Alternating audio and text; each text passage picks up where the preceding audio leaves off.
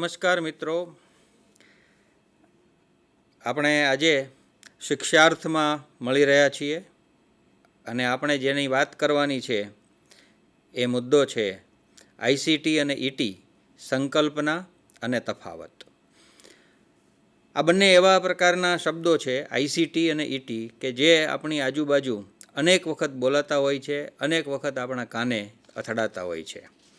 આજે એ જ બે સંકલ્પનાઓની આપણે વાત કરવી છે અને એ બે સંકલ્પનાઓ વચ્ચે કોઈ તફાવત છે કે કેમ એ આપણે જોવું છે. આઈસીટી એટલે ઇન્ફોર્મેશન એન્ડ કમ્યુનિકેશન ટેકનોલોજી અને ઈટી એટલે એજ્યુકેશનલ ટેકનોલોજી. આ સંક્ષેપો જે ફૂલ ફોર્મ માટે વપરાયેલા છે એ આ બંને છે. જરૂરી નથી કે હંમેશા આઈસીટીનો અર્થ ઇન્ફોર્મેશન એન્ડ કમ્યુનિકેશન ટેકનોલોજી જ થાય અથવા ઈટીનો અર્થ એજ્યુકેશનલ ટેકનોલોજી જ થાય. પણ આપણે અહીંયા આ સેશનમાં તમારા પાઠ્યક્રમના સંદર્ભમાં વાત કરી રહ્યા છીએ ત્યારે આ બંને એક્રોનિમ, બંને સંક્ષેપોનો અર્થ આ થાય છે એ સ્વીકારીને આપણે આગળ ચાલીએ છીએ. એજ્યુકેશનલ ટેકનોલોજી છે એ એક શાસ્ત્ર છે અને બહુ જૂનું એવું શાસ્ત્ર આઈસીટીની તુલનાએ કહેવાય. પણ બીજા શાસ્ત્રોની તુલનાએ એ ઘણું નવું છે, ઘણી એની બાલ્યાવસ્થા કહેવાય, શિશુ અવસ્થામાં કહેવાય એટલું નવું શાસ્ત્ર એજ્યુકેશનલ ટેકનોલોજી છે. એ સિવાયના જે શાસ્ત્રો છે, દાખલા તરીકે તર્કશાસ્ત્ર છે અથવા તત્વજ્ઞાન છે, આ બધા એવા જૂના અને એટલા બધા પ્રાચીન સમયથી અસ્તિત્વમાં હોય એવા શાસ્ત્રો છે. પણ એજ્યુકેશનલ ટેકનોલોજી પ્રમાણમાં નવું શાસ્ત્ર છે. પરંતુ એ શાસ્ત્ર ન હતું ત્યારે પણ એનું અસ્તિત્વ તો હતું જ. તો એ અસ્તિત્વ કેવી રીતે હતું એની આપણે વાત કરશું અને ત્યાંથી આપણી વાતનો આપણે પ્રારંભ કરશું. સૌથી પહેલાં હું આપણી સમક્ષ એક પીટર ડ્રુકરનું વિધાન છે એ રજૂ કરું છું. એણે કહ્યું છે કે પૂર્વ સાક્ષર મેસોપોટેમિયામાં બાળકોને લઈ મંદિરની બહાર બેસી જેમણે સાંઠીકડાથી રેતીમાં આકારો દોરવાનું શરૂ કર્યું હતું તેવા જગતના પ્રથમ શિક્ષક એ પાદરી જ હશે, આજના જગતના વર્ગખંડમાં બરાબર ગોઠવાઈ ચૂક્યા છે. આ વર્ગખંડમાં કાળું પાટિયું છે. તેને બાદ કરતાં સાધનોમાં નહિવત પરિવર્તન આવ્યું છે અને પદ્ધતિના સંદર્ભમાં તો કશો ફેર નથી પડ્યો. વહી ગયેલા 8,000 વર્ષોમાં નવું શૈક્ષણિક સાધન એટલે મુદ્રિત પુસ્તક. પરંતુ બહુ ઓછા શિક્ષકો જાણે છે કે તેનો ઉપયોગ કેમ કરવો. અન્યથા પુસ્તકમાં જે આપેલું જ છે તેના વિશે વ્યાખ્યાનો આપવાનું ચાલુ ન રાખત. પીટર ડ્રુકરે આવી જે વાત કરી છે એ બહુ જ અર્થસૂચક છે. જો એણે 8,000 વર્ષ પહેલાંનો એક સંદર્ભ આપ્યો છે અને એ સંદર્ભમાં એણે જે દર્શાવ્યું છે એમાં સાંઠીકડાથી રેતીમાં આકારો દોરવાનું શરૂ કર્યું એમ કહ્યું છે. એનો અર્થ શું થયો કે 8,000 વર્ષ પહેલાં જ્યારે શિક્ષણનો પ્રારંભ થયો ત્યારે એ કોઈક સાધનથી થયો છે. જ્યારે પહેલી વખત કોઈકે વિચાર કર્યો કે કશુંક શીખવવું છે ત્યારે એજ્યુકેશનલ ટેકનોલોજી ખરા અર્થમાં તો વાસ્તવમાં તો અસ્તિત્વમાં આવી ચૂકી હતી. હા, એ વાત અલગ છે કે આપણે એને શાસ્ત્ર તરીકે થોડા વખત પહેલાં જ સ્વીકાર્યું છે. ત્યાં સુધી એનું અસ્તિત્વ હતું પરંતુ તેનું શાસ્ત્રીય સ્વરૂપ આપણી સમક્ષ ન હતું. એટલે પૂર્વ સાક્ષર મેસોપોટેમિયામાં બાળકોને લઈ જ્યારે શિક્ષણનો પ્રારંભ પાદરીએ કર્યો તે શિક્ષક એક સાંઠીકડા નામના સાધનથી અને રેતી નામના એક સાધનથી પોતાના કાર્યનો આરંભ કરે છે. એમાં બીજી જે વિગત લખી છે એ બહુ અગત્યની છે કે એમાં અત્યારે આપણા વર્ગખંડમાં કાળું પાટિયું છે. આપણા વર્ગખંડમાં કશું બદલાયું નથી એવું પીટર ડ્રુકર, જે જગતના બહુ જાણીતા એવા મેનેજમેન્ટ ગુરુ છે, એમનું કહેવાનું છે. પણ શું બદલાયું છે એની વાત પણ આપણે આગળ થોડી કરીશું. અને અહીંયા આપણે એ વાતની પણ નોંધ કરીએ છીએ કે પાઠ્યપુસ્તકનું આવવું, શિક્ષણમાં પાઠ્યપુસ્તકનો પ્રવેશ એને એમણે એક નવી બાબત તરીકે સ્વીકારી છે. પણ એની સાથે એ પણ દર્શાવ્યું છે કે જો પાઠ્યપુસ્તકમાં આપ્યું છે, પાઠ્યપુસ્તક એટલે કોઈ પણ સંદર્ભ પુસ્તક પણ હોઈ શકે, એમાં જે આપ્યું છે અને વિદ્યાર્થી વાંચી શકે એમ છે અને એ વાંચી લે તો એના વિશે શિક્ષકે પછી વર્ગખંડમાં કંઈ કહેવાની જરૂર રહેતી નથી. તમે તો બધા એમએડના વિદ્યાર્થીઓ છો, માસ્ટર ડિગ્રીનો અભ્યાસ કરી રહ્યા છો અને માસ્ટર ડિગ્રીના વિદ્યાર્થીઓ વાંચન તો કરી જ શકે છે. એટલે જો કોઈ પાઠ્યપુસ્તકમાં કે કોઈ પુસ્તકમાં કે કોઈ સામયિકમાં ક્યાંક કોઈક સામગ્રી છપાયેલી પડી છે અને એ તમે વાંચી શકો એમ છો તો એ તમારે વાંચી લેવાની હોય. એને માટે વર્ગખંડમાં આવીને શિક્ષકે કશું કહેવાનું રહેતું નથી. એ જો એની એ જ વાત વર્ગખંડમાં આવીને એણે કહેવાની રહેતી હોય તો, અથવા એ કહેતા હોય તો એ શિક્ષક પોતાનો સમય બરબાદ કરે છે, વિદ્યાર્થીઓનો સમય પણ બરબાદ કરે છે. આવું ન થાય એ માટે આપણને જો કોઈ મદદરૂપ થઈ શકતું હોય તો એ છે શૈક્ષણિક ટેકનોલોજી, એજ્યુકેશનલ ટેકનોલોજી. તો આજે આપણે આ એજ્યુકેશનલ ટેકનોલોજી શું છે અને આઈસીટી શું છે, આ બે સંકલ્પનાઓનો પરિચય કરીશું અને એ બેઉ સંકલ્પનાઓ વિશે વાત કરતી વખતે એનો તફાવત પણ જોઈશું. તો આપણી વાતને આપણે એજ્યુકેશનલ ટેકનોલોજીની સંકલ્પનાથી આગળ લઈએ. અત્યારે તમારા સ્ક્રીન ઉપર એક ટેબલ છે. આ ટેબલનું શીર્ષક છે 4 perspectives that shaped educational technology. ઇતિહાસની રીતે જોઈએ તો એજ્યુકેશનલ ટેકનોલોજીના આવિર્ભાવથી શરૂ કરીને આજ સુધીમાં આવા 4 પ્રકારના પર્સપેક્ટિવ આપણને જોવા મળે છે. આ એક બહુ જ સરસ મજાનું પુસ્તક છે, રોબલિયર અને એના સાથીદારે લખેલું. 2000ની સાલમાં એનું પ્રકાશન થયું છે. ઇન્ટિગ્રેટિંગ ટેકનોલોજી ઇન્ટુ એજ્યુકેશન એ નામનું એ પુસ્તક છે. એમાં એમણે આ આપેલું છે. તમે જુઓ, એમાં 4 પર્સપેક્ટિવ તરીકે જે આપ્યું છે એને હિસ્ટોરિકલ પર્સપેક્ટિવ, એમાં આપ્યું છે media and audio visual communication. આ પ્રારંભ થયો જ્યારે સભાન રીતે એજ્યુકેશનલ ટેકનોલોજી વપરાવા માંડી, સભાન રીતે. અન્યથા તો આપણે જેમ વાત કરી એમ એ શિક્ષણના પ્રારંભથી જ આપણી સાથે છે. પણ સભાન રીતે કોઈએ એવો પ્રયાસ કર્યો કે એજ્યુકેશનલ ટેકનોલોજીને ઉપયોગમાં લેવી છે, ત્યારે એ પર્સપેક્ટિવ છે એ મીડિયા એન્ડ ઓડિયો વિઝ્યુઅલ કમ્યુનિકેશન્સના સ્વરૂપે આપણી સામે આવ્યું. લગભગ 1930ના ગાળામાં એનો પ્રારંભ થયો. એને ત્રીજા કોલમમાં જે સંસ્થાઓ, જેણે એ ઓર્ગેનાઇઝેશન કે જેણે આનો પ્રારંભ કર્યો હોય, ઇનિશિએશનમાં જેનું નામ સંકળાયેલું હોય એ સંસ્થાઓના નામ પણ આપ્યા છે. બીજો પર્સપેક્ટિવ છે એ છે ઇન્સ્ટ્રક્શનલ સિસ્ટમ.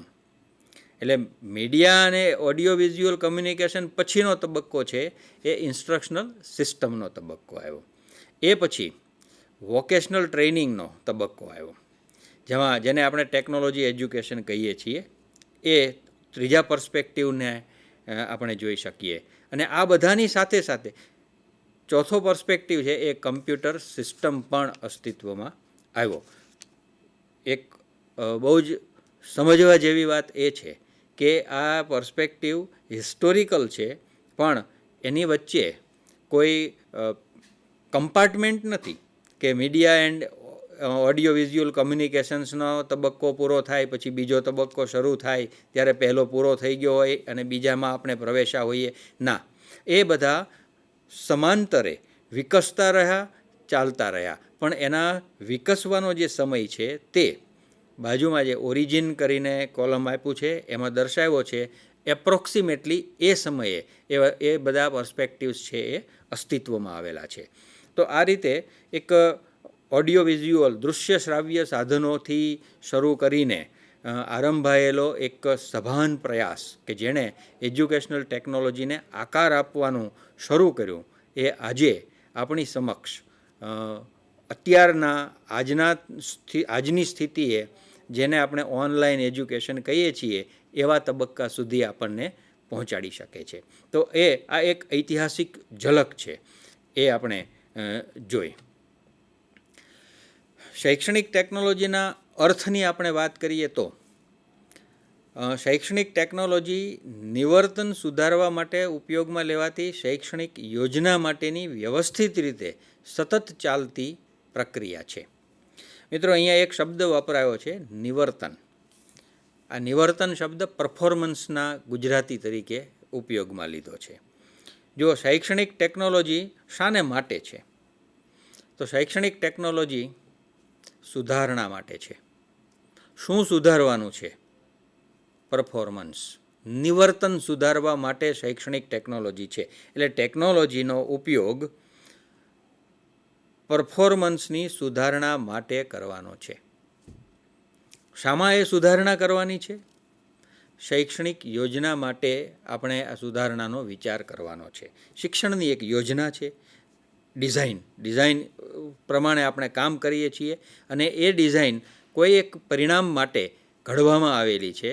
એ યોજનાનું લક્ષ્ય કોઈક નિર્ધારિત થયેલું છે અને ત્યાં સુધી પહોંચવું એને સિદ્ધિ કહેવાય છે. એ સિદ્ધિ જ્યારે આપણને પ્રાપ્ત થાય ત્યારે તે સિદ્ધિ જેટલી પ્રાપ્ત થઈ હોય તેટલું આપણું પરફોર્મન્સ કહેવાય, તેટલું આપણું નિવર્તન કહેવાય. આ નિવર્તનને સુધારવા માટે એટલે કે વધુ સિદ્ધિ મેળવવા માટે વ્યવસ્થિત રીતે એક પ્રક્રિયા ચલાવવામાં આવે છે અને એ પ્રક્રિયાને શૈક્ષણિક ટેકનોલોજી કહેવામાં આવે છે. તો આ શૈક્ષણિક ટેકનોલોજીનો એક અર્થ છે. આ પૂર્ણ અર્થ છે એવું નથી.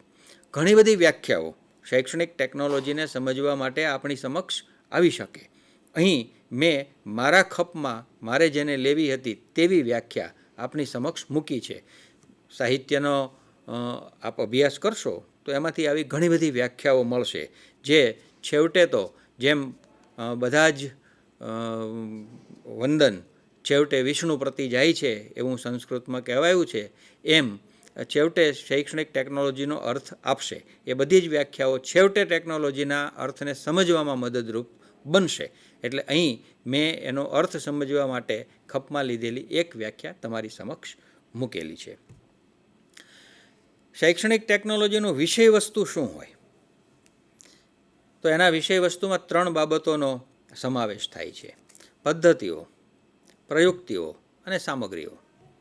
એટલે મેથડ્સ, ટેકનિક્સ એન્ડ મટીરિયલ. આના દ્વારા શૈક્ષણિક ટેકનોલોજીનું વિષય વસ્તુ બનેલું છે. એટલે શૈક્ષણિક ટેકનોલોજી છેવટે તો કાર્ય કરવા માટે આપણને એવી એક સ્થિતિ આપે છે કે જેમાં આપણે જો પ્રવેશીએ તો આપણું પરફોર્મન્સ વધુ સારું થઈ શકે. અને એટલે એ વધુ સારું પરફોર્મન્સ કરવા માટેની પદ્ધતિઓ, એની માટેની પ્રયુક્તિઓ અને એ માટે જરૂરી સામગ્રી એ શૈક્ષણિક ટેકનોલોજી આપણને પૂરા પાડે છે. એ એનું વિષય વસ્તુ છે. શૈક્ષણિક ટેકનોલોજી છે શાને માટે? છેવટે શૈક્ષણિક ટેકનોલોજી આપણે ખપમાં લઈએ તો લઈએ શા માટે? તો જુઓ, બરાબર ધ્યાનથી એ શબ્દોને તમે નોંધો. એ છે સારું અધ્યયન. શૈક્ષણિક ટેકનોલોજીનું ધ્યેય સારું અધ્યયન છે. બરાબર યાદ રાખજો, તમે ભવિષ્યના શિક્ષકો છો. શૈક્ષણિક ટેકનોલોજીનું ધ્યેય સારું અધ્યયન છે, અધ્યાપન નથી. હા, આ શબ્દને બરાબર નોંધજો. સારું અધ્યયન, લર્નિંગ, ગુડ લર્નિંગ એ શૈક્ષણિક ટેકનોલોજીનું ધ્યેય છે. હા, એ સાચું કે સારું અધ્યયન થાય તે માટે સારા અધ્યાપનની પૂર્વ શરત હોઈ શકે, અનિવાર્ય નથી. અધ્યાપનની જરૂરિયાત પણ ન હોય અને અધ્યયન થઈ શકે છે. અધ્યાપન અનિવાર્ય નથી, પણ અધ્યાપન પણ છેવટે તો છે સારા અધ્યયન માટે. વિદ્યાર્થી સમક્ષ શિક્ષક જે રજૂ કરે છે તે અધ્યયન માટેની એક સ્થિતિ બનાવે છે.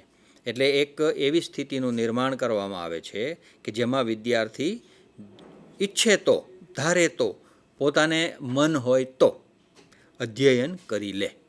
જેમ કે અત્યારે આ સ્થિતિ છે, તમે અધ્યયનની મુદ્રામાં અત્યારે કહેવાઓ. મારો પ્રયાસ છે એક શિક્ષક તરીકે કે હું તમારા સામે એવી એક પરિસ્થિતિ નિર્માણ થાય કે જેમાં તમે શીખવું હોય તો શીખી શકો. તો એવી આ શૈક્ષણિક ટેકનોલોજી છે એ આપણને મદદ કરે છે સારા અધ્યયનની પરિસ્થિતિનું નિર્માણ કરવા માટે, પણ છેવટે છે એ સારા અધ્યયન માટે. કયું ક્ષેત્ર છે શૈક્ષણિક ટેકનોલોજીનું ક્ષેત્ર? કયું? એ અધ્યયન છે, અધ્યાપન છે, મૂલ્યાંકન છે અને વ્યવસ્થાપન છે.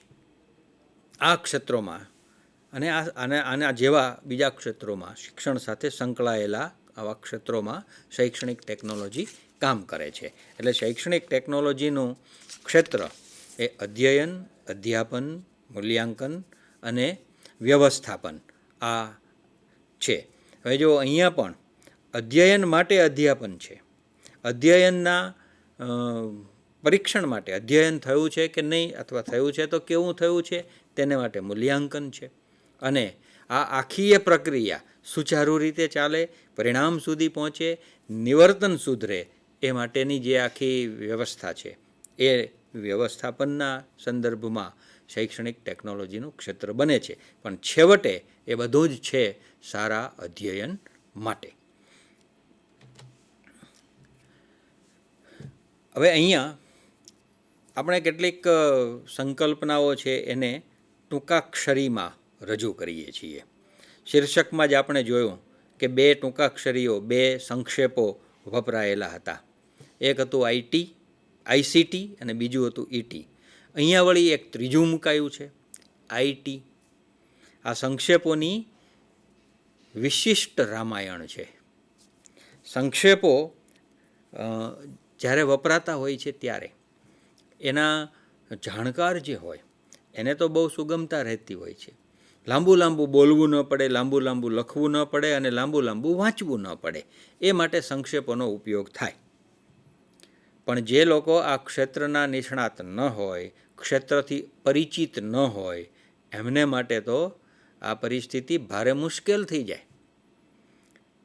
ઘણી વખત આપણી સામે જ્યારે કોઈ વાત કરતું હોય અને એવા ક્ષેત્રની વાત થતી હોય કે જેનો આપણને પરિચય નથી અને આવા એક્રોનિમ સંક્ષેપો વપરાતા જતા હોય ત્યારે આપણે તો કશું જ સમજી ન શકીએ એવી સ્થિતિમાં હોઈએ. કમ્પ્યુટરનું ક્ષેત્ર આવું જ એક ક્ષેત્ર છે કે જેમાં પાર વગરના એક્રોનિમ પડ્યા છે, અને આ પાર વગરના એક્રોનિમ એકાધિક અર્થમાં વપરાતા હોય છે. તો આવું જ્યારે થાય ત્યારે આપણે કેવી રીતે એને સમજીએ? દાખલા તરીકે કમ્પ્યુટરના ક્ષેત્રમાં શિક્ષણને કમ્પ્યુટર સાથે સંબંધ હોય એવા ક્ષેત્રમાં એક એક્રોનિમ વપરાય છે, CAT.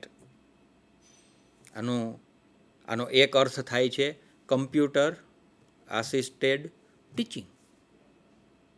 તો શિક્ષણમાં જ પાછો આનો એક અર્થ થાય છે કમ્પ્યુટર આસિસ્ટેડ ટેસ્ટિંગ.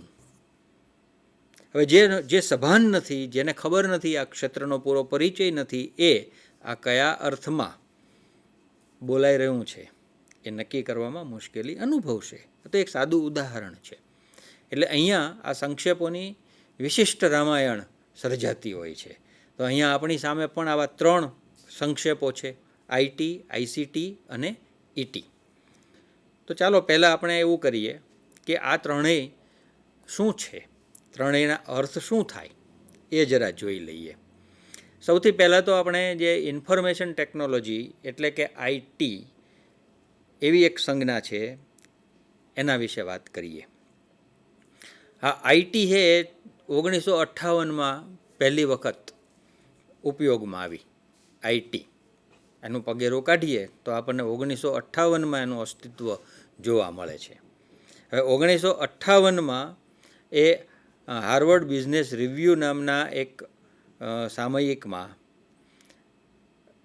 પહેલી વખત છપાયું ઇન્ફોર્મેશન ટેકનોલોજી. એટલે ત્યાંથી આપણે આ પ્રારંભ થયો છે એમ માની લઈએ. ફરી એક વખત હું યાદ અપાવું કે જરૂરી નથી કે એ ત્યાંથી જ શરૂ થયું હોય, ત્યાંથી આપણે એનો સભાન ઉપયોગ શરૂ કર્યો એમ આપણે સમજવાનું છે. જેમ એજ્યુકેશનલ ટેકનોલોજીના સંદર્ભમાં મેં કહ્યું કે એજ્યુકેશનલ ટેકનોલોજી વિષય તરીકે, શાસ્ત્ર તરીકે સાવ નવું છે, પરંતુ એનું અસ્તિત્વ તો એટલું જ પ્રાચીન છે જેટલું શિક્ષણ પ્રાચીન છે. તો એ રીતે આ ઇન્ફોર્મેશન ટેકનોલોજી પણ 1958માં પહેલી વખત વપરાયેલું ફ્રેઝ છે. શું અર્થ થાય છે એનો? તો વિવિધ સ્વરૂપોમાં માહિતી, વાર્તાલાપ, સ્થિર ચિત્રો, સ્ટેટિક ઇમેજીસ, ગતિશીલ ચિત્રો, મોશન પિક્ચર્સ અને મલ્ટીમીડિયા પ્રસ્તુતિઓ અને મલ્ટીમીડિયા પ્રેઝન્ટેશન્સ સહિતની માહિતી સર્જવા, સંગૃહિત કરવા, વિનિમય કરવા અને ખપમાં લેવા માટે વપરાતી તમામ ટેકનોલોજીનો સમાવેશ ઇન્ફોર્મેશન ટેકનોલોજીમાં થાય છે. એટલે ઇન્ફોર્મેશન ટેકનોલોજી આ બધું જ ભેગું થઈને બને છે. એમાં માહિતી હોય, એમાં વાર્તાલાપ હોય, એમાં સ્થિર ચિત્રો હોય, એમાં ગતિશીલ ચિત્રો હોય, એમાં મલ્ટીમીડિયા પ્રેઝન્ટેશન્સ હોય, અને આ બધું હોવા ઉપરાંત એને સર્જવાનું, એને સંગ્રહિત કરવાનું એટલે કે સેવ કરવાનું, એને એક્સચેન્જ કરવાનું, એની આપલે વિનિમય કરવાનો અને એનો ઉપયોગ કરવાનો. આ માટે જે ટેકનોલોજીનો ઉપયોગ કરવો પડતો હોય તે બધી ટેકનોલોજીનો સમાવેશ જેમાં થાય છે તેને ઇન્ફોર્મેશન ટેકનોલોજી કહેવામાં આવે છે. આ ઇન્ફોર્મેશન ટેકનોલોજીનો અર્થ છે. ગુજરાતીમાં એને માટે માહિતી ટેકનોલોજી એવા શબ્દો વપરાય છે. ઘણી જગ્યાએ ટેકનોલોજીને બદલે પ્રૌદ્યોગિકી એવા શબ્દો પણ વપરાય છે, પણ એ ગુજરાતીમાં એટલા પ્રચલિત નથી. ઘણી વખત હિન્દીમાંથી કોઈ શબ્દ લઈ આવે તો એમાં તકનિકી એવો શબ્દ પણ વપરાતો હોય છે ટેકનોલોજી માટે.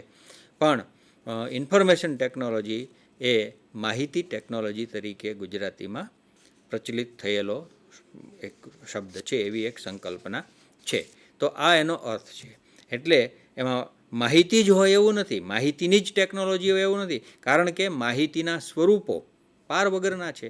એટલે એમાં માહિતી, વાર્તાલાપ, સ્થિર ચિત્રો, ગતિશીલ ચિત્રો અને મલ્ટીમીડિયા પ્રેઝન્ટેશન્સ આ બધું માહિતીના સ્વરૂપો તરીકે આપણે જોઈએ છીએ. એટલે આવું કશુંક રચવું, તમે મલ્ટીમીડિયા પ્રેઝન્ટેશન રચો છો તો તમે માહિતી સર્જી છે, માહિતીની રચના કરો છો, એને સેવ કરો છો એટલે એને સંગ્રહિત કરી છે. એ કોઈને આપો છો તો એનો વિનિમય કર્યો છે, કોઈ પાસેથી મેળવો છો તો એનો વિનિમય કર્યો છે, અને એને તમે ઉપયોગમાં લ્યો છો.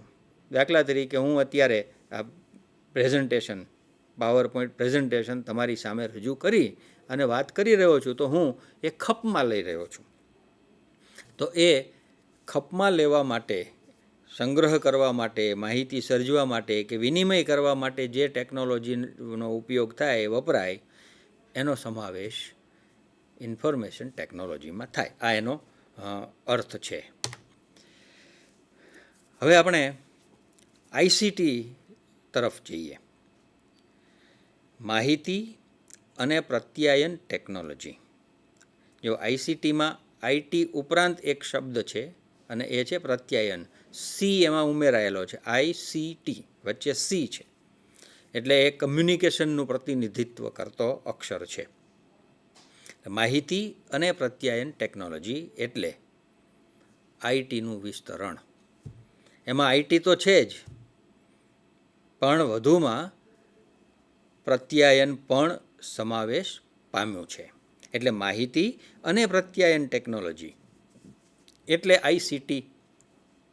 જો તમે આઈટીનો જે અર્થ હતો લગભગ એવો જ અર્થ અહીંયા છે. હા, એમાં આપણે જે જોયું કે એનું વિસ્તરણ છે, તો આપણે જોઈએ કે એમાં વિસ્તરણ શું છે. જુઓ, માહિતીના પ્રત્યાયન, સર્જન, પ્રસરણ, સંગ્રહ અને પ્રબંધ કરવા માટેની ટેકનોલોજી, વિશેષ કરીને કમ્પ્યુટર અને ઇન્ટરનેટ સંબંધી. આ આઈટીની તુલનાએ થોડું વધારે નવું એવું સ્વરૂપ આપણી સામે આવ્યું છે. અહીંયા પ્રત્યાયન છે, માહિતીનું પ્રત્યાયન છે, માહિતીનું સર્જન છે, માહિતીનું પ્રસરણ છે, હવે આ ખાલી એક્સચેન્જ નથી, આપ લે જ નથી, પ્રસારણ પણ છે, સંગ્રહ તો છે જ અને પ્રબંધ પણ છે, એનું વ્યવસ્થાપન એ પણ છે. તો આ બધું કરવા માટે જે ટેકનોલોજી ખપમાં આવે છે, પ્રત્યાયન કરવા માટે, માહિતીનું સર્જન કરવા માટે, માહિતીનું પ્રસરણ કરવા માટે, માહિતીનો સંગ્રહ કરવા માટે અને માહિતીનો પ્રબંધ કરવા માટે જે ટેકનોલોજી વપરાય તે ટેકનોલોજી આઈસીટી કહેવાય. અને એ વિશેષ રૂપમાં ખાસ કરીને કમ્પ્યુટર અને ઇન્ટરનેટ સંબંધી ટેકનોલોજી આઈસીટીમાં સમાવિષ્ટ થાય છે. આઈટી અને આઈસીટી સંકલ્પનાઓ સામાન્ય રીતે પર્યાયવાચી ગણાય છે.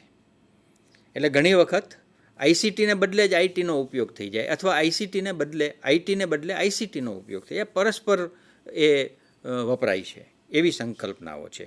ઘણી વખત એવું પણ કહેવાયું છે કે જેને યુએસએમાં આઈટી તરીકે ઓળખવામાં આવે છે એને જ યુકેમાં પાછું આઈસીટી કહેવામાં આવે છે. એટલે એમાં તફાવત છે, પણ એ તફાવત એવો કોઈ ઉડીને આંખે વળગી જાય એવો તફાવત નથી. કારણ કે છેવટે તો માહિતી ટેકનોલોજી બંનેમાં છે અને માહિતીનો સીધો સાદો ઉપયોગ છે એ પ્રત્યાયનનો જ ઉપયોગ છે. અને એટલે આઈટીમાં પણ પ્રત્યાયન તો નિહિત છે જ, એટલે એ પર્યાયવાચી ગણાય છે. પણ છતાં આપણે એના તફાવતને જો ધ્યાનમાં લેવો હોય તો એ તફાવત કેવો હોઈ શકે?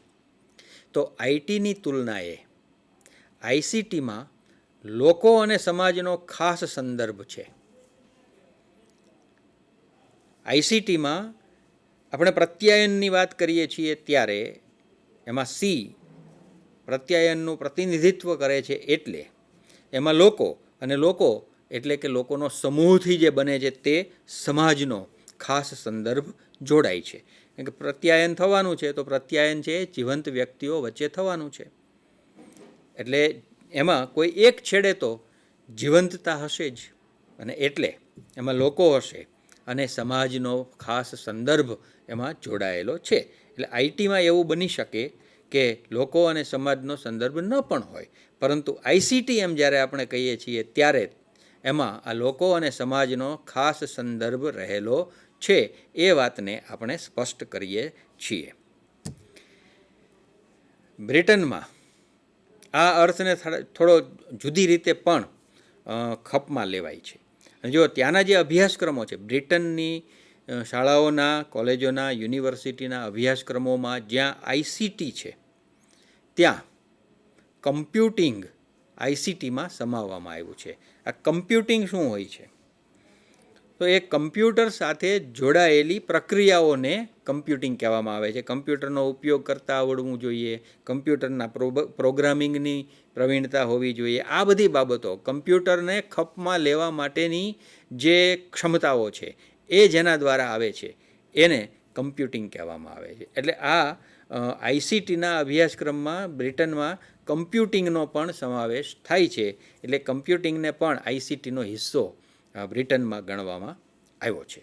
તો આ આઈસીટી અને આઈટી આ બંનેના અર્થોની વાત હતી. એટલે આપણે જે સંકલ્પનાઓની વાત માંડી એ વાત આપણી અહીંયા ઈટી, આઈસીટી અને આઈટી ત્યાં સુધી આપણે પહોંચાડી. હવે શિક્ષણમાં આઈસીટી કેવી રીતે, એનો આપણે થોડો વિચાર કરી લઈએ. કે આઈસીટી અધ્યયન અને અધ્યાપન પ્રક્રિયાનો અંતર્નિહિત હિસ્સો છે.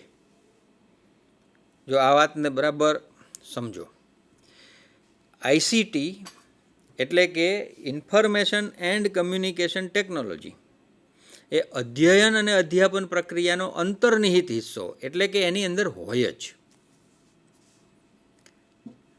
આપણે ટેકનોલોજીને કયા સ્વરૂપે જોઈ રહ્યા છીએ એના ઉપર એનો આધાર છે. નીચે આપણે એનું ઉદાહરણ મૂક્યું છે. જુઓ, ચોકબોર્ડથી સ્માર્ટ બોર્ડ સુધીની સફર. ચોકબોર્ડ હતું, આપણે પ્રારંભે જે પીટર ડ્રુકરે કરેલી વાત જોઈ તો એમાં પણ ચોકબોર્ડ જ છે ને. સાંઠીકડાથી રેતીમાં જ્યારે પાદરી લખે છે તો એ જેમ શિક્ષક વર્ગમાં બોર્ડમાં લખે છે, ચોકબોર્ડમાં ચોકથી લખે છે, એવા જ પ્રકારની એ પ્રક્રિયા છે. એટલે ચોકબોર્ડથી સ્માર્ટ બોર્ડ સુધીની સફર એ આ ટેકનોલોજીના વિકાસની સફર છે. જેમ જેમ નવી ટેકનોલોજી આવતી ગઈ તેમ તેમ આ સાધનો બદલાતા ગયા. ઉપયોગ તો એ જ છે. ચોકબોર્ડથી સ્માર્ટ બોર્ડ સુધીની સફરમાં આપણને એનો ઉપયોગ છે એ ઉપયોગ તો વધુ ઓછા અંશે સમાન જ જોવા મળ્યો છે. પણ જેમ જેમ એમાં સુધારો થતો ગયો, ટેકનોલોજી છે એની પાછળનો મુખ્ય હેતુ જ એ હોય છે કે મનુષ્યના જીવનને સરળતા આપવી. વિજ્ઞાનથી જે આવિષ્કારો થાય છે અને એને લોકોના વ્યવહાર સુધી આપણે પહોંચાડીએ, સમાજ સુધી આપણે પહોંચાડીએ છીએ, એ ટેકનોલોજીના માધ્યમથી પહોંચે છે. અને એટલે એ સુખાકાર્યમાં વધારો કરે છે, મનુષ્યના જીવનને સરળ બનાવવામાં મદદરૂપ થાય છે. તો એ ચોકબોર્ડથી સ્માર્ટ બોર્ડ સુધી આપણે પહોંચ્યા છીએ તો એમાં જે નિવર્તનની આપણે વાત કરી, પરફોર્મન્સની આપણે વાત કરી, એ પરફોર્મન્સને વધુ સારું કરવાની રીતે સુધારાઓ થતા ગયા છે. કાર્ય સુધરતું ગયું છે, નિવર્તન પરફોર્મન્સ સુધરતું ગયું છે. એ રીતે આ બાબતને આપણે આઈસીટી શિક્ષણમાં છે એ રીતે જોવાની થાય. વિદ્યાર્થીઓ દ્વારા સ્માર્ટફોનનો વર્ગખંડમાં ઉપયોગ એ આજની આપણી કોરોના કાળની ખાસ અવસ્થા છે એવું નહીં, પરંતુ વિદ્યાર્થીઓ સ્માર્ટફોનનો ઉપયોગ કરીને વર્ગમાં ભણી શકે એ પ્રકારની સ્થિતિએ આપણે શિક્ષણને લાવી દીધું છે. એટલે એવા સાધનો કે જે હાઈલી ઇન્ડિવિજ્યુઅલાઇઝ્ડ હોય, અત્યંત વૈયક્તિકીકરણ કરીને આપણે સાધનો વર્ગખંડમાં વાપરી શકીએ એવી સુંદર વ્યવસ્થા આપણને આ ટેકનોલોજીએ, આઈસીટીએ આપી છે. એટલે શિક્ષણમાં ટેકનોલોજી આઈસીટીના સ્વરૂપે આપણી સામે કેવી રીતે હોય તો એનું એક આ ઉત્તમ ઉદાહરણ છે એ સ્માર્ટફોન છે. વિદ્યાર્થીઓ સ્માર્ટફોન લઈને વર્ગમાં ભણતા હોય એ દૃશ્ય એ એજ્યુકેશનલ ટેકનોલોજીના વિકાસની ચરમસીમાએ આપણને પહોંચાડે છે અત્યારની સ્થિતિએ. આનાથી હજી પણ આગળ વિકાસ સંભવિત છે અને એ થવાનો છે. પણ એવું નથી કે આપણે શૈક્ષણિક ટેકનોલોજીનો આવિષ્કાર થયો, શૈક્ષણિક ટેકનોલોજીનો વિકાસ થતો થતો આજે આપણે આઈસીટી સુધી પહોંચાડી દીધો એટલે આપણે શિક્ષણને અધ્યયનના સ્વરૂપે ઉત્તમ બનાવી દીધું. ના, હજી એમાં પ્રયોગો થવાના છે. પણ કંઈ ટેકનોલોજી જ આ બધું કરી આપશે એવું પણ નથી, એવું માની પણ લેવાનું નથી. શિક્ષક જરૂરી છે. પરંપરાગત શિક્ષણ જેને કહેવામાં આવ્યું છે એ પરંપરાગત શિક્ષણની પણ એટલી જ આવશ્યકતા છે. શિક્ષક ઇનએવિટેબલ છે, અનિવાર્ય છે. શિક્ષકના માધ્યમથી અત્યારે આપણો એ મુદ્દો નથી, નહીં તો આપણે એના વિશે પણ ઘણી વાત કરી શકીએ કે શિક્ષક કેવી રીતે અનિવાર્ય છે. પણ ફ્લિપ્ડ ક્લાસનો જે કન્સેપ્ટ છે એમાં આ જ બાબત રહેલી છે. ઘરે તમને પ્રાપ્ત થયેલા સાધનો દ્વારા એક વ્યાખ્યાન સાંભળવા મળે છે. જેમ કે અત્યારે તમે આ જે વ્યાખ્યાન સાંભળો છો આ રેકોર્ડેડ છે, પ્રી રેકોર્ડેડ છે, અગાઉ એનું રેકોર્ડિંગ થઈ ગયું છે. હવે અહીંયા શિક્ષકની જીવંત હાજરીની જરૂર નથી. શિક્ષકે પોતાના વિચારોને સંગ્રહિત કરી દીધા છે, એનું પ્રસારણ થઈ રહ્યું છે. તમારી સામે આ વિચારો આવી રહ્યા છે. હું તમારી સામે નથી, હું અત્યારે તમે મને જોઈ રહ્યા છો પણ હોઉં ક્યાંક બીજે, ભૌતિક રીતે હું ક્યાંક બીજે હોઈ શકું. એટલે તમે જ્યારે મને જુઓ છો ત્યારે તમે મારું વ્યાખ્યાન સાંભળો છો અને આ વ્યાખ્યાન તમે ઘરે બેઠા સાંભળી શકો, તમારી ફુરસતે સાંભળી શકો, તમને જ્યાં અનુકૂળ લાગે તેવા સ્થળે સાંભળી શકો. જ્યાં તમે સુવિધાજનક રીતે આ વ્યાખ્યાનને સાંભળવા માગતા હો ત્યાં તમે સાંભળો. ત્યાં તમે એકલા છો અને એ વ્યાખ્યાન તમે સાંભળી લ્યો છો. અહીંયા નોંધ્યું છે એ પ્રમાણે વ્યાખ્યાન ઘરે.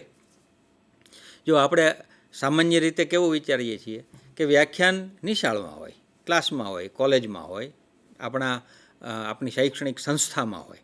ના, આ ફ્લિપ્ડ ક્લાસ છે ફ્લિપ્ડ વર્ગખંડનો જે આવિષ્કાર થયો છે એ આપણને આવું કહે છે કે વ્યાખ્યાન કરે. શાળામાં શું કરવાનું? આપણે જ્યારે શિક્ષણ લેવા માટે આપણા વર્ગખંડમાં જઈએ ત્યારે આપણે શું કરવાનું? તો ત્યાં આપણી સાથે બીજાઓ છે જે આપણા સહાધ્યાયીઓ છે, અને એ સહાધ્યાયીઓ પણ પોતાની રીતે અભ્યાસમાં રત છે, એમની પાસે પણ ક્ષમતા છે, એટલે આપણે એમની સાથે સંવાદ કરવાનો છે અને સંવાદ દ્વારા આપણે શીખવાનું છે. એટલે જ્યારે આપણે વ્યાખ્યાન સાંભળ્યું છે ત્યારે આપણા મનમાં કેટલાક પ્રશ્નો ઉદ્ભવ્યા છે, કેટલાક આપણા પ્રશ્નોના સમાધાનો થયા છે, કેટલીક નવી બાબતો આપણને પોતાને સૂજી છે, અને હવે આપણે વર્ગખંડમાં આવ્યા છીએ, જ્યાં આપણે ઔપચારિક રીતે શિક્ષણ લઈ રહ્યા છીએ, તે સંસ્થામાં આવ્યા છીએ, ત્યારે ત્યાં આપણા સહાધ્યાયીઓ, આપણા મિત્રો, એની સાથે સંવાદ કરીએ છીએ. જેવું આપણને થયું છે એવું એમને પણ થયું છે, અને એટલે આ સંવાદ દ્વારા પારસ્પરિક શિક્ષણ થાય છે, એકબીજા શીખીએ છીએ. અને જો કોઈ દ્વિધા છે, કોઈ મૂંઝવણ છે, તો વળી પાછા ત્યાં આપણને આપણા મોટેરાઓ, જેને આપણે શિક્ષકો કહીએ છીએ, આપણા માર્ગદર્શકો કહીએ છીએ, એ ઉપલબ્ધ છે, અને એ આપણને મદદરૂપ થશે. તો આ રીતે આપણે વ્યાખ્યાન સાંભળીએ છીએ. આ ટેકનોલોજીના આશ્રયે આપણે વ્યક્તિગત રીતે શીખીએ છીએ, અને એ શિક્ષણના પરિણામ સ્વરૂપે આપણું જે અધ્યયન થયું છે તે અધ્યયન આપણે આપણા સહાધ્યાયીઓ સાથે શેર કરીએ છીએ, વહેંચીએ છીએ. એવું એ પણ કરે છે, અને પરિણામ સ્વરૂપે અહીંયા એક કોઓપરેટિવ લર્નિંગ અસ્તિત્વમાં આવે છે, સહકારી શિક્ષણ થાય છે. એટલે જે રેસ, એક દોડ ચાલી રહી છે, હરીફાઈની જે દોડ ચાલી રહી છે, એમાંથી આપણે નીકળીએ છીએ અને સહકારી શિક્ષણ તરફ આગળ વધીએ છીએ.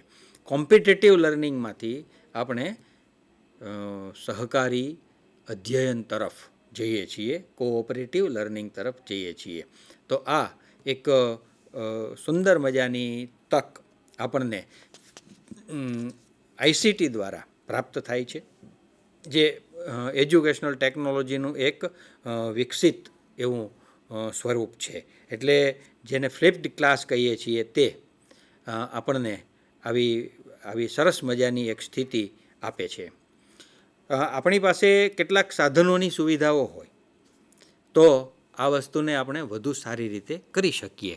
દાખલા તરીકે આઈસીટી આપણે વધારે ઇફેક્ટિવલી, વધારે અસરકારક રીતે ઉપયોગમાં લેવી હોય તો એના પછીનો જે મુદ્દો સ્લાઇડમાં તમે જુઓ છો તે એમાં વિદ્યાર્થીઓ દીઠ લેપટોપ હોય અને વિદ્યાર્થીઓ પાસે ટેબ્લેટ હોય.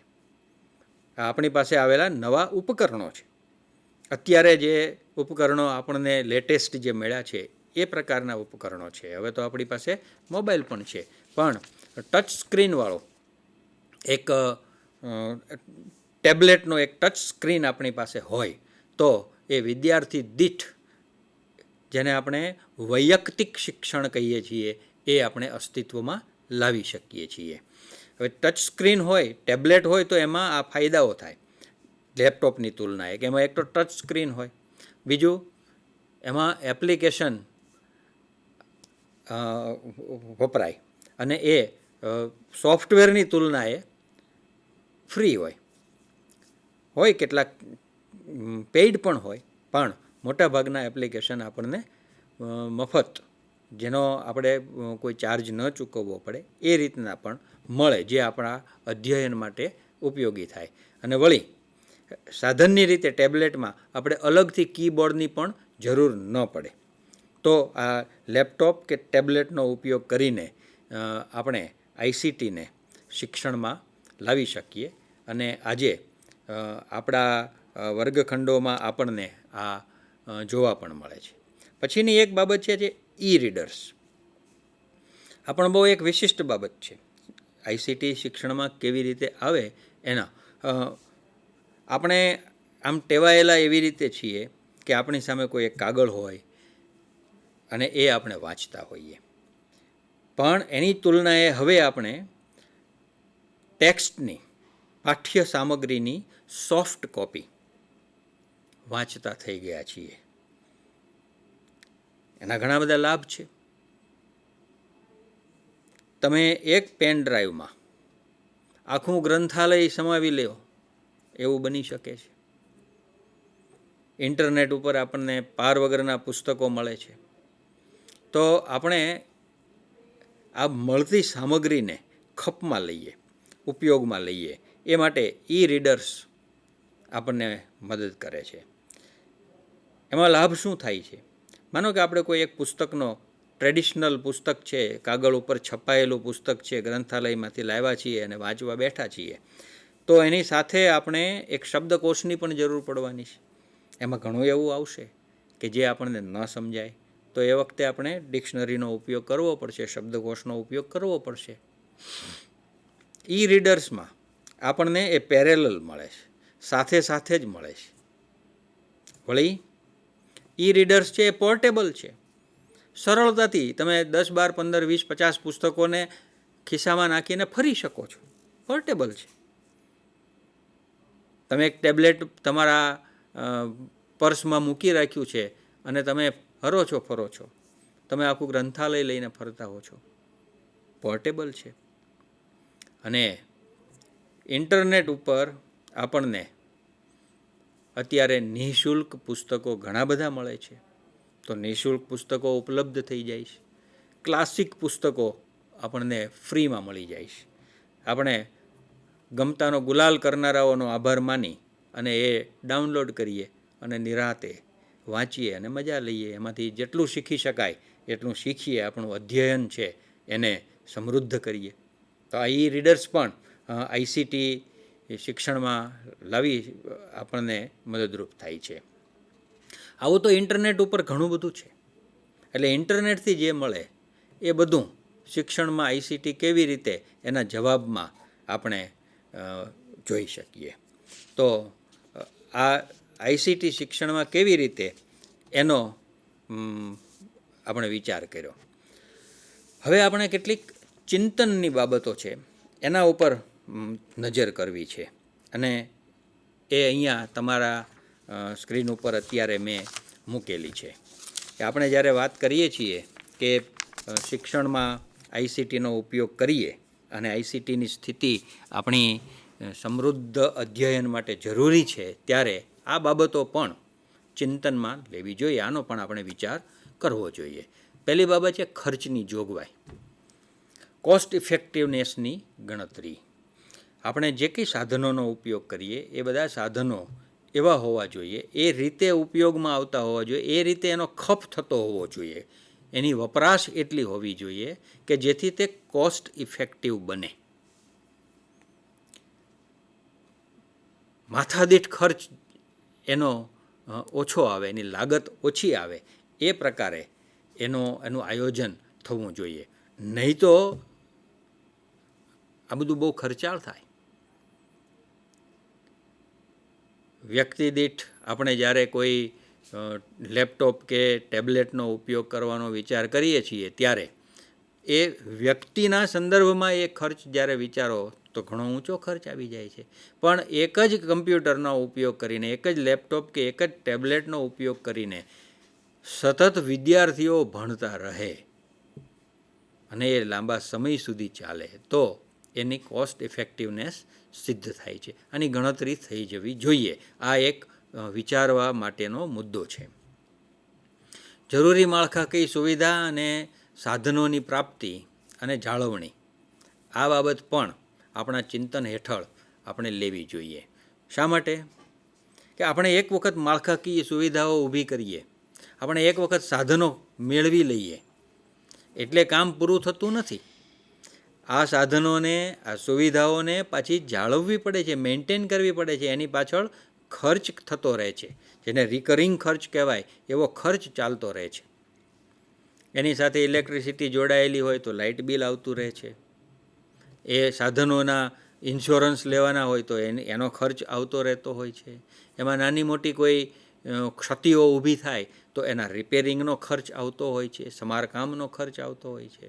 એટલે આ બધી માળખાકીય સુવિધા અને સાધનોની પ્રાપ્તિ થી કામ પતી જાય છે એવું નહીં, પણ એના જાળવણીના સંદર્ભમાં પણ આપણે ચિંતન કરી લેવું પડે, એનો પણ આપણે વિચાર કરી લેવો પડે. બે રીતે, ખર્ચની રીતે પણ અને સેવાઓની રીતે પણ, કે આપણને એ ઉપલબ્ધ થશે ને કે એનું રિપેરિંગ થઈ જાય, કોઈ માણસો હશે આપણી પાસે, એનું સર્વિસ સ્ટેશન હશે આપણી પાસે, તો એ રીતે પણ એનો વિચાર કરવો પડે. હવે ત્રીજી બાબત છે એ પણ બહુ જ અગત્યની છે, અને એ છે શિક્ષકોની ક્ષમતા અને આઈસીટી માટેના ખર્ચનો સંયુક્ત વિચાર. આઈસીટી માટે આપણે ખર્ચ કરીએ, પણ એ ખર્ચથી વિદ્યાર્થીઓ અધ્યયન કરે એવી પરિસ્થિતિનું નિર્માણ કરવા માટે શિક્ષકો ક્ષમતાવાન છે, આનો પણ આપણે વિચાર કરી લેવો પડે. એટલે એક શિક્ષક તરીકે મારામાં જેવી ક્ષમતાઓ હોય એ પ્રમાણે જ મારે આઈસીટીના સાધનોનો વિચાર કરવાનો થાય. અને જો આઈસીટીના સાધનોનો ખર્ચ હું કરી નાખું અને એક શિક્ષક તરીકે એનો ઉપયોગ ન કરું, તો એની કોસ્ટ ઇફેક્ટિવનેસ સિદ્ધ કરી શકે નહીં. એટલે કાં તો શિક્ષકોએ ક્ષમતા મેળવી લેવી પડે, અથવા આઈસીટીનો એટલો જ બંદોબસ્ત કરવાનો થાય જેટલી શિક્ષકોની ક્ષમતા હોય. પણ આમાં પહેલું છે એ વધુ સારું છે, વધુ ઈચ્છનીય છે કે જેમ જેમ આઈસીટી ડેવલપ થાય એમ એમ શિક્ષકો પોતાની ક્ષમતામાં વધારો કરતા જાય, વધુ પ્રવીણ બનતા જાય. તો આ શિક્ષકોની જે ક્ષમતા છે એ કોસ્ટ ઇફેક્ટિવનેસ માટે આપણને ઉપયોગી થાય. અહીંયા એક બીજી બાબત જે નાના અક્ષરોમાં તમારી સામે મૂકેલી છે ત્યાં, એ ખાસ ધ્યાનમાં લેવા જેવી છે કે જો શિક્ષકોની ક્ષમતા હોય અને એ આઈસીટીનો યોગ્ય ઉપયોગ કરે તો હાયર ઓર્ડર થિંકિંગ સ્કિલ્સ વિદ્યાર્થીઓમાં વિકસાવવામાં ખૂબ જ મદદરૂપ થઈ શકે. શરત છે એની, પૂર્વ શરત છે, શિક્ષક સજ્જ હોય તો એ ઉપયોગી કહેવાય.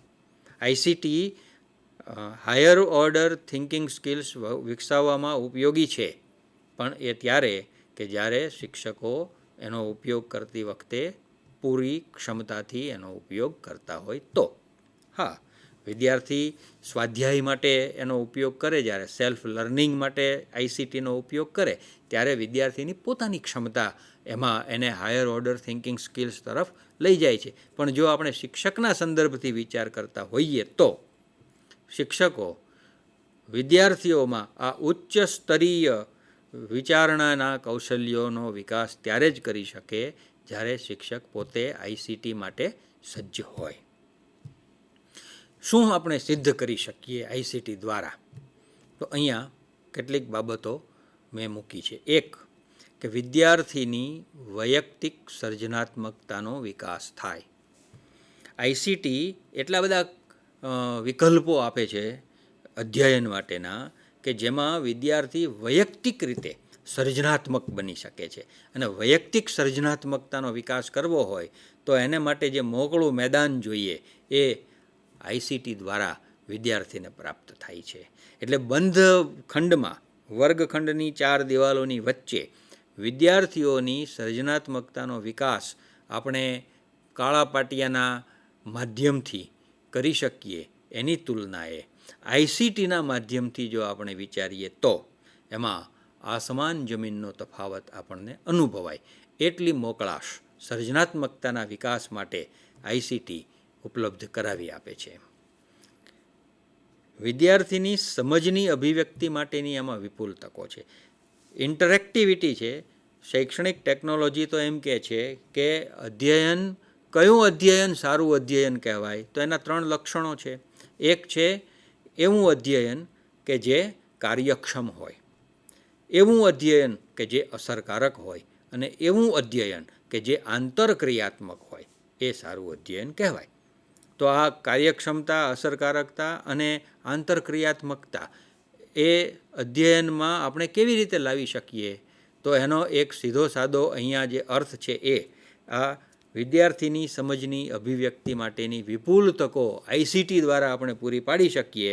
વિદ્યાર્થી પોતાની સમજને અભિવ્યક્ત કરે છે અને અભિવ્યક્તિ દ્વારા જ એ શીખે છે, આંતરક્રિયા થાય છે અને આંતરક્રિયાથી એ શીખે છે. હમણાં આપણે એક ક્લાસરૂમનું ઉદાહરણ જોયું હતું, તો એમાં વિદ્યાર્થી ઘરેથી કશુંક તૈયાર કરીને આવ્યો છે અને એ સહાધ્યાયીઓ સાથે, શિક્ષકો સાથે વાત કરે છે, સંવાદ કરે છે અને સંવાદના માધ્યમથી પોતાને અભિવ્યક્ત કરતા શીખે છે અને બીજાઓની અભિવ્યક્તિમાંથી એ પોતાની સમજને વધુ પુષ્ટ કરે છે.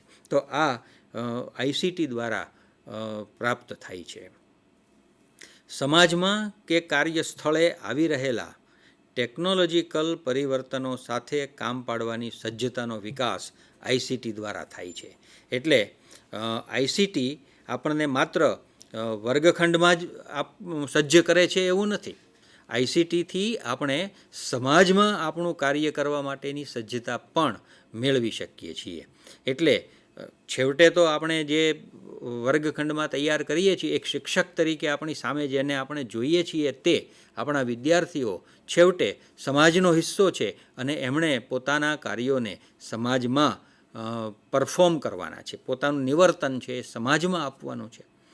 એટલે પરિવર્તિત થઈ રહેલો વર્ગખંડ એ પરિવર્તિત થઈ રહેલા સમાજની પ્રતિકૃતિ બને છે. વર્ગખંડમાં વિદ્યાર્થી જે શીખે છે, અધ્યયનના ભાગરૂપે વિદ્યાર્થીની સામે જે પરિસ્થિતિઓ આવે છે, એવી જ પરિસ્થિતિઓ સમાજમાં એની સામે પરિવર્તિત થતી આવતી રહે. તો એ જેમ વર્ગખંડમાંથી શીખે છે અને સમાજમાં પ્રવેશે છે ત્યારે સરળતાથી પોતાનું કામ કરી શકે છે, એમ પરિવર્તનને બંને સ્થળે એટલે કે સમાજમાં અને એ જ રીતે પોતાના કાર્યમાં ખપમાં લઈ શકે. તો આઈસીટી છે એ આપણને આ રીતે શિક્ષણમાં એક નવી દિશા આપે છે, વિદ્યાર્થીઓના અધ્યયનને સમૃદ્ધ કરે છે અને એ છેવટે એક સારા નાગરિકના નિર્માણ કરવા તરફ આપણને લઈ જાય છે. ફરી પાછી આપણે એક વખત એ વાત કરી લઈએ કે આ આખું શાસ્ત્ર છે એ એજ્યુકેશનલ ટેકનોલોજી નામનું શાસ્ત્ર છે અને એ શાસ્ત્રની અંતર્ગત આવતું એક પ્રકરણ એ આઈસીટી છે, જે આઈટી અને આઈસીટી એ બંને નામોથી પણ ઓળખાય છે અને એ છેવટે તો એજ્યુકેશનલ ટેકનોલોજીના એન્વાયરમેન્ટનો ભાગ છે.